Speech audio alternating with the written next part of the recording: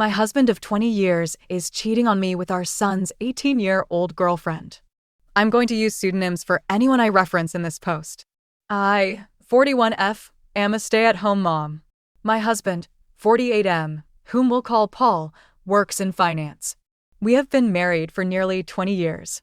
We have 2 kids, whom we'll call Eric, our 18-year-old son, currently a senior in high school, and Mary, our 15-year-old daughter.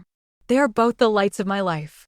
My marriage with my husband has grown somewhat stale over the years for a myriad of reasons, such as his work schedule and how I've aged poorly since we first met.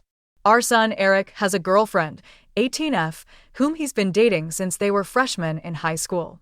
We'll call her Amy. Eric absolutely adores Amy. She's his first love, and she's someone I've always considered as family. This makes the whole situation emotionally excruciating for me. Last week, I inadvertently saw my husband's phone screen and got a glimpse of a text thread between my husband and Amy, our son's girlfriend, and I read what looked like a message of her telling him that she misses sucking his cock. I froze in place, in complete disbelief. I spent most of the day convincing myself that I must have misread what I saw. However, I didn't misread it because, over the last several days, I discovered a file on his computer filled with tons of BDSM corn. He clearly has a corn addiction. He also has saved photos of Amy from her Instagram on his computer. Although they weren't inappropriate, she was fully clothed. It was still the proof I needed to confirm that I wasn't going crazy. I also looked at his phone during opportune moments and saw more of their interactions. I wish I had never looked. They were filled with mean, horrible things said at my expense, with him constantly comparing me to her. He would call me fat and old, among other things, with Amy LOLing. I've always had hunches or paranoid feelings that Paul has been cheating on me, but never in a million years could I have fathomed something like this. Last month, I found a thong in our bedroom that I know wasn't mine. I turned a blind eye to it, being naive and acting like it was maybe our daughter's, even though that made zero sense. Not only is he cheating on me, but he's betraying our son. I'm completely devastated. I don't even think words can adequately describe the dread, anger, shock I feel right now. I'm totally overwhelmed on how to handle this because obviously action needs to be taken, but I'm terrified of what kind of psychic blow this will be for my son. I have no idea how to even broach this completely effed up topic with him. I wouldn't wish this predicament on my worst enemy. I can't even believe I married this scumbag in the first place. And then my mind started to race, realizing that I started noticing specifically unusual behavior from him around the same time Amy turned 18. Was he waiting for her to turn 18 before pursuing this affair? There's so many layers to all of this, and I'm completely paralyzed with fear and dread about it all. None of it makes any effing sense. How did this happen? Am I that much of a stupid idiot that I let all of this happen under my watch? Eric adores Amy, and the thought of revealing this sickening truth to him terrifies me. The impact on his young heart and mind could be devastating. My heart aches for Eric and Mary, who are completely innocent bystanders. I haven't confronted my husband about this because I'm frankly scared of the domino effect. I don't know who to turn to first about this. I share my story not for sympathy, but in search of understanding and perhaps advice from those who might have had to grapple with deep betrayal. Thank you for listening. Further information from OOP. To not have my initial post be long-winded because I didn't think I needed to get into the minutiae of this, I didn't bother going into those details. How I inadvertently saw it was this: he was on his phone. He did not have iMessage open currently on the screen, but the application was still open. You know how on the iPhone when you swipe up and it shows all of the applications that are open and you can close them. When he was closing out the applications, something he does compulsively, I noticed it. It's not like he was some kind of idiotic buffoon having iMessage open for all to see. I saw he forgot he had the application running when he swiped up from a completely different app. Also, I did say in my post that I went back to his phone to actually solidify my suspicion on a different day.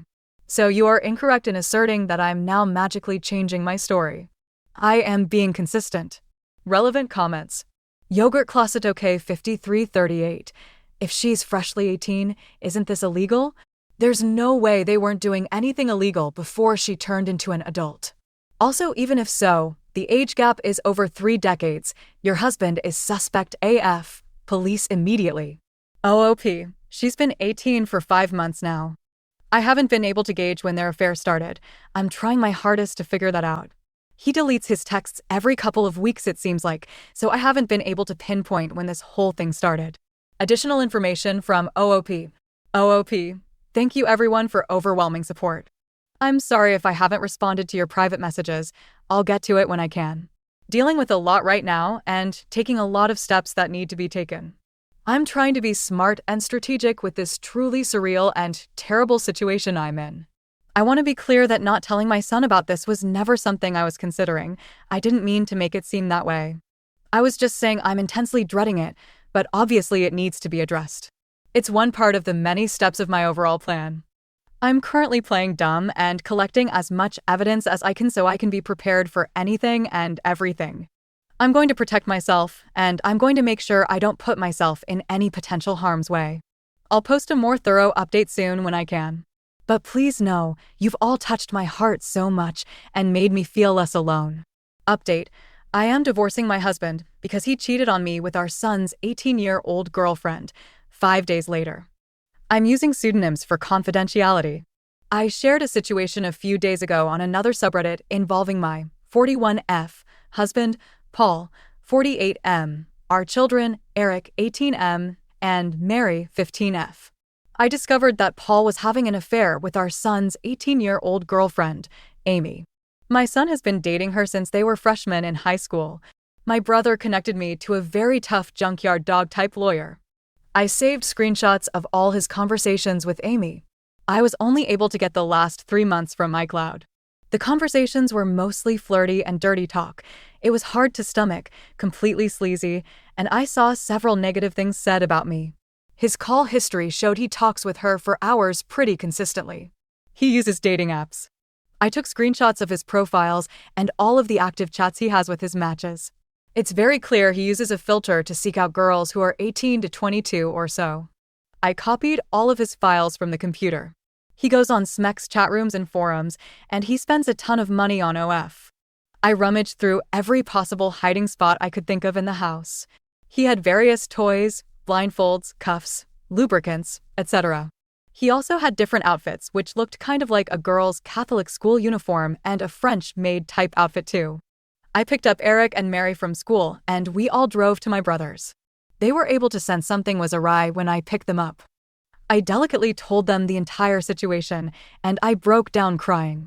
Mary had the most anger, even more than Eric. I met with Amy's mother and told her everything. She confiscated Amy's phone and gave me the entire chat log. It only dated back 3 months ago, like on my husband's cloud, almost as if they both deleted the messages at the same time. She told me Amy sobbed when confronted.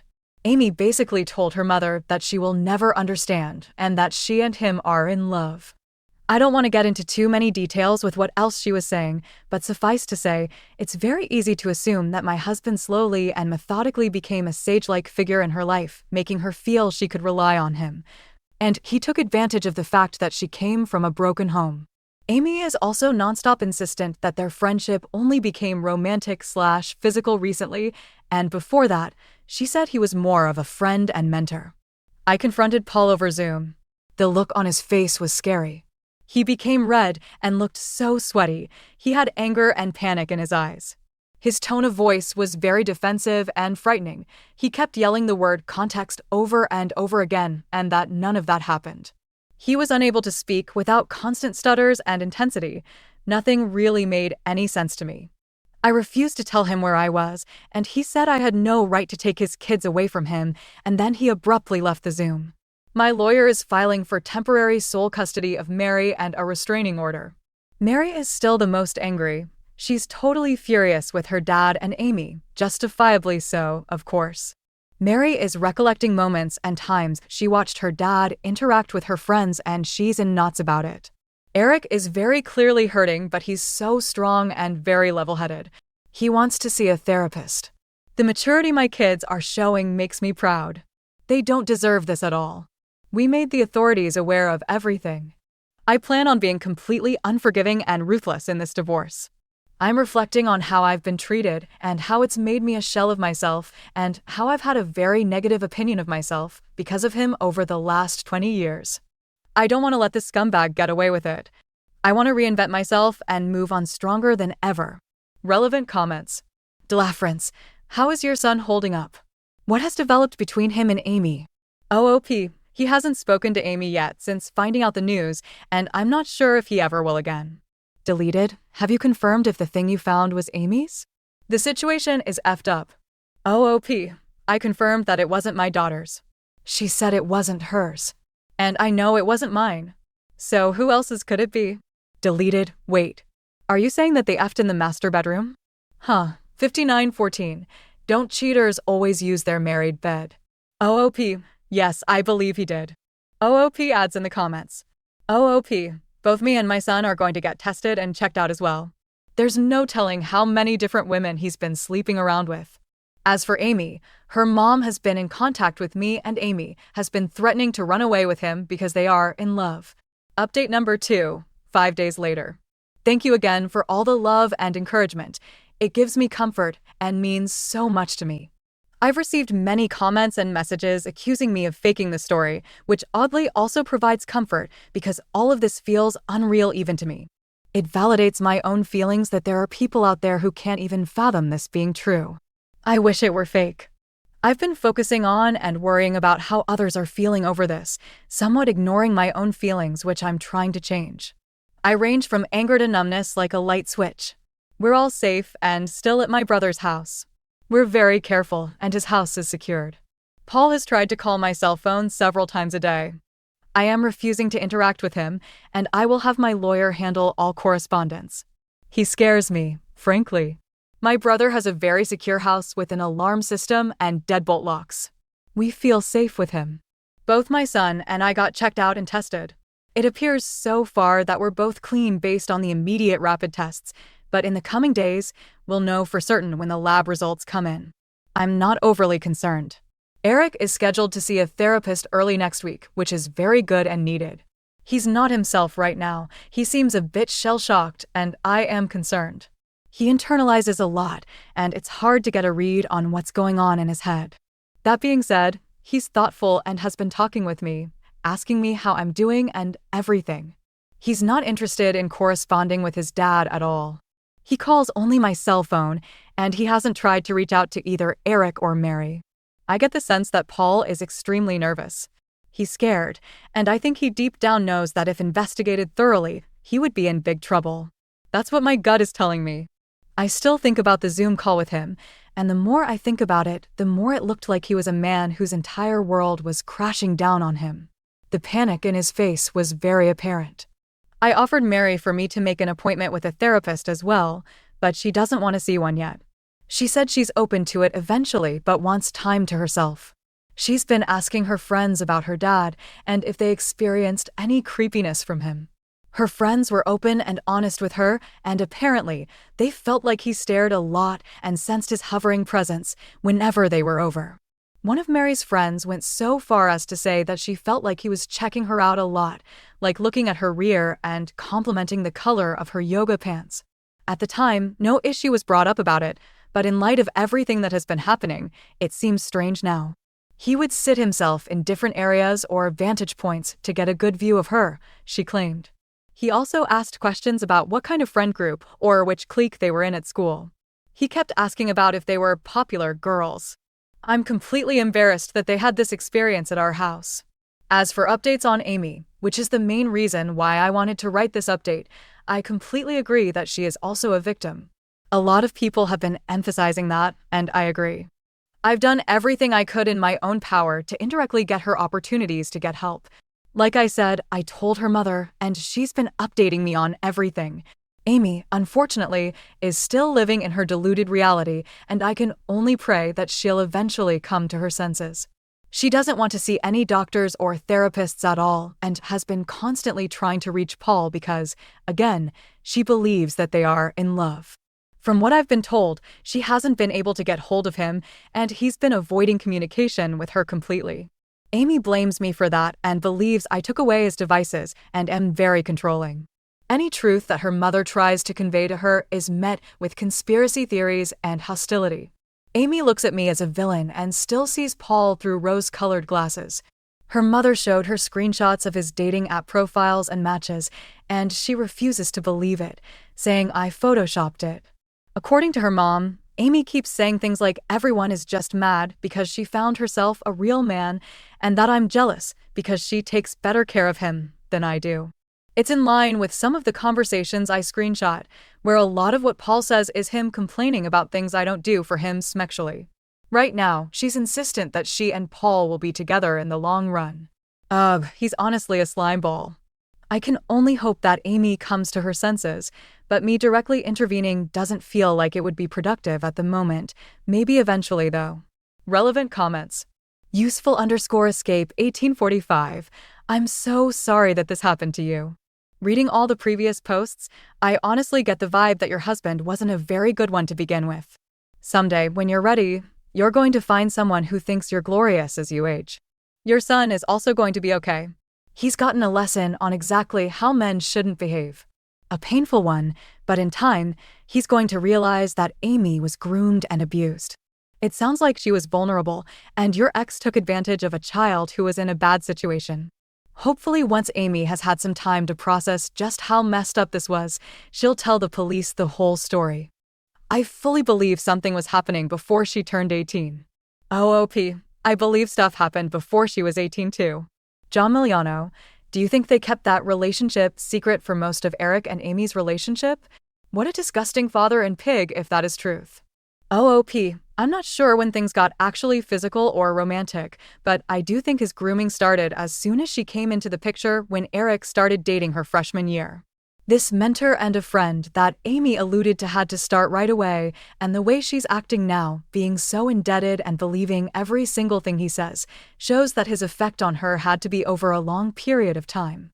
She only turned 18 like 5 months ago. Her behavior and infatuation for him seems so strong that it couldn't possibly be only 5 months of them being together. Minute_bus 6892, if they are consenting adults, then there is nothing to report. This is a personal problem that needs to be dealt with by attorneys and the people involved. People are way too jumpy to snap to the police to fix their problems anymore. OP is handling this the correct way. If any legal issues come into play, then her attorney will do the right thing. OOP, the only thing we can really hang our hat on is the possibility of Amy having an epiphany of the reality of her situation, and she opens up candidly about when it began. But because she's 18 currently and has no interest in saying or doing anything that could potentially put Paul in legal trouble, nothing really can be done. Unless they find out about other girls that I have no idea about yet. Update number 3, 11 days later. The support, again, has been overwhelming and I'm very grateful. Sadly, I've received a lot of negative/accusatory/harassing private messages from people here who think I'm faking the story. Someone made a comment on some post somewhere, claiming that my story has been debunked and people believed that person. I've seen an uptick in negative messages accusing me of making this up for money. I'm not asking for money at all. Coming here was completely rooted in emotional desperation, and I didn't expect anyone to get invested in my story this way. But again, I'm not looking for anything out of this. I have no reason to lie. I'm not gaining anything from this. If you don't believe me, that's fine. I don't care, but the only thing I ask is to not cross the line and start sending me private messages that are mean-spirited or accusatory. The only reason I'm continuing to post is because of those of you who've sent me love here, and the support really lifted my spirits. As for the divorce, it's very much underway.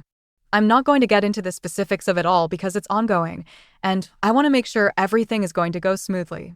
I got temporary custody of Mary. Paul also has to pay temporary child support. There's a protective order. Paul can't contact us or come near us. Right now, we're just focusing on getting through this legal mess.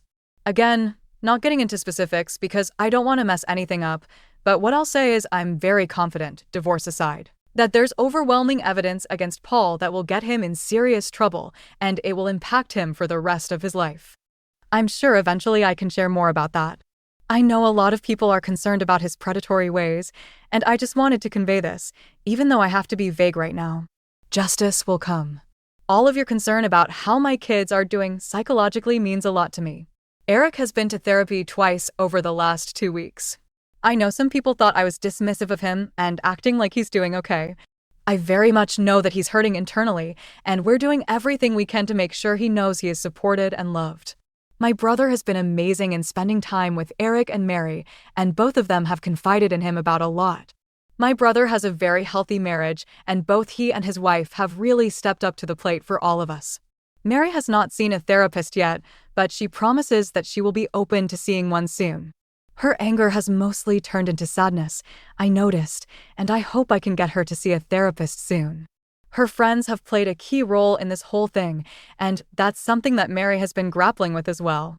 I know a lot of people are invested in the well-being of Amy as well. There were a lot of questions about whether Eric and Amy would still see each other at school. It sounded like they go to the same school, but they do not.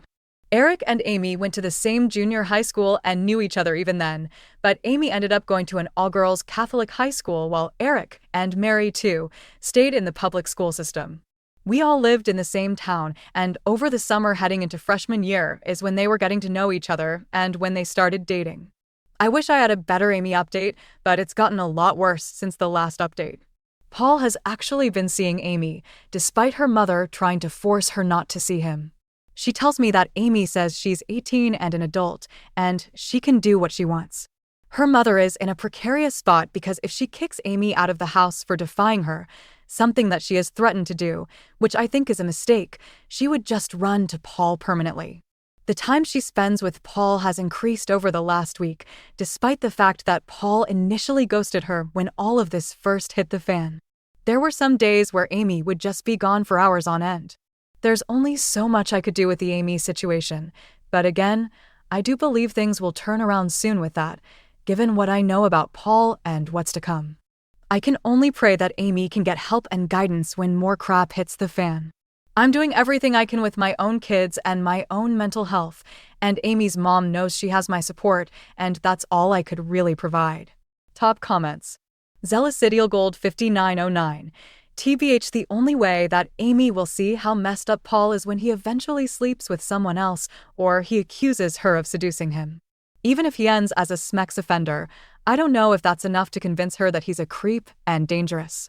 Now I'm curious to what Paul's intentions are. He ghosted her, and now all of a sudden they're meeting up again. Worst case scenario, he's gonna have her falsely testify, which I don't think will take much convincing Amy. Honestly, you and Amy's mom did what you could. The best thing Amy's mom could do is sit and wait, but don't kick her out.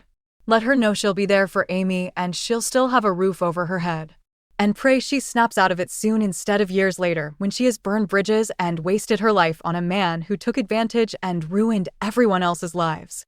Important Wonder 8369. Take care of yourself and please don't stress about these internet trolls. They are mean, heartless, soulless humans that have nothing better to do in life than tear people down that are already hurting. Though I'm also a stranger, your story moved me and I'm so sad that you have to go through this.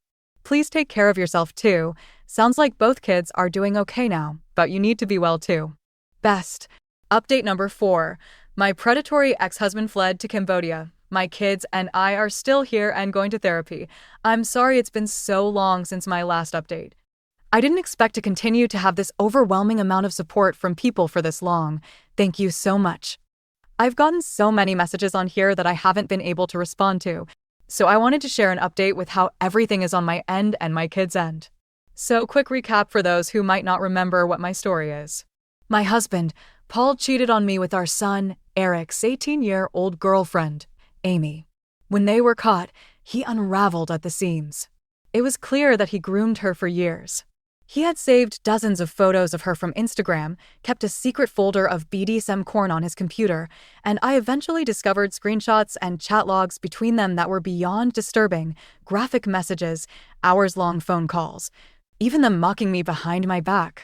When I confronted him over Zoom, he melted down, sweating, stuttering, yelling the word context over and over again. It was a level of panic I've never seen in my life. I filed for divorce. I took our kids, Eric and our daughter Mary, and we left. We stayed at my brother's house. I met with Amy's mother, who confiscated her phone and confirmed everything I'd suspected. Amy told her they were in love. She refused therapy, pushed everyone away, and insisted I was jealous and trying to ruin their relationship. Paul ignored Amy for a while, but eventually they started seeing each other again. She was 18 and legally couldn't be stopped. Meanwhile, I worked with a lawyer. I filed for full custody, and we began building a case. Paul kept trying to contact me directly, but I refused to speak to him. We moved forward with the divorce, even as more disturbing things came to light. His behavior with Mary's friends, the comments, the hovering, the pattern. It was all there, in hindsight. Mary and Eric were both traumatized, and they are still in therapy a year later about it. The amount of scorched earth Paul caused is mind-boggling to me. I'm still rattled by it, and I don't think I will ever recover, to be honest. Paul and Amy dated for several months after we started the divorce proceedings. I tried my hardest to keep in touch with Amy's mom to see if there was anything we can do for her to realize Paul's predatory behavior and maybe speak out against him to see if he slept with her or did anything to her when she was younger, but she refused to talk about anything. She was in love still. Just a few weeks before the divorce was supposed to finalize, Paul disappeared. He drained what was left of our shared accounts, what I hadn't already locked down, and left. We found out later that he bought a one-way ticket to Phnom Penh, Cambodia. I had no idea. I got a notification from the financial tracking alert my lawyer set up. That was it. We were close to finalizing everything. I had full custody of Mary. He wasn't contesting anything. Then he stopped replying. Didn't show up to court. Never filed anything. Nothing. It was like he just dissolved. Amy, according to her mother, was devastated, and she's completely gone mentally right now. She's basically nomadic, sleeping at friends' homes around the area, refusing to come home. My lawyer pushed for a default judgment, and the court granted it. The divorce is technically finalized now. I have custody. He's in violation of the support order, but none of it matters. He's gone. Cambodia has no extradition treaty, no child support enforcement. Nothing. There's no way to make him come back. No way to make him pay anything. We have no actual clue where he is in Cambodia. One thing that chills me to my core is how notorious Cambodia is when it comes to trafficking minors. Eric's in college. He keeps his distance from everything to do with Paul. He doesn't say much, but he's steady. I know it still hurts. He just doesn't show it. Mary's quiet about it too. She still brings up little things sometimes, things she remembers now in a different light. She asked me the other night if I thought Paul would come back. I didn't answer. I don't think she really wanted me to. I don't know what Paul's doing in Cambodia. I don't know who he's talking to or what his life looks like now. I've had a few people tell me to report him to the FBI or try to push for an international investigation. I've made the calls. I've filed what I could. But there's only so much they can do when someone hasn't technically committed a crime that's provable in the US. I don't believe he left the country just to avoid alimony. I think he's a predator, and I think he's a criminal. That's all for now. I don't have much else to give. I'm still here. My kids are still here. And we're trying. Thanks to everyone for their concern and care. It really warms me. It means so much to me. Relevant/top comments. Commenter 1. Thank you for this update. I think about you and your kids frequently. You alluded to him being in legal trouble in your prior posts. Is this why he fled? OOP. Just my gut feeling that he fled because I think he's been with minors. Commenter 2. From what I've learned studying criminology, there's often a pattern to behaviors of people like your ex. I really think he will be back and that he will get caught. Maybe him fleeing is a blessing in disguise, because that puts an actual physical barrier between your family and him. As a woman. Well, hopefully decent human being, I would like to thank you for doing the best you could to protect everyone. It must have hurt so much. It's now time for you. For your healing. I wish you all the best and all the happiness you can have. Edit. May I just quickly add something regarding Amy? Maybe you need to hear it? You have done everything you could. There's a moment in horrible situations like this when we just need to step back and allow people involved make their own decisions. And let ourselves have some breathing space from everyone's feelings. It often sucks because we want to just grab them and shake them by their shoulders until they click into sanity. But your body needs to recover too. Your nervous system needs to recover. Eat well and sleep plenty. I really hope that there's no guilt involved on your part, because if her life is awful from this point on, it's your ex's fault. And I hope that you know it. Commenter 3. Give as much information as you possibly can to Interpol about this monster. I'm so happy you and your kids are hanging in there. I think about you often.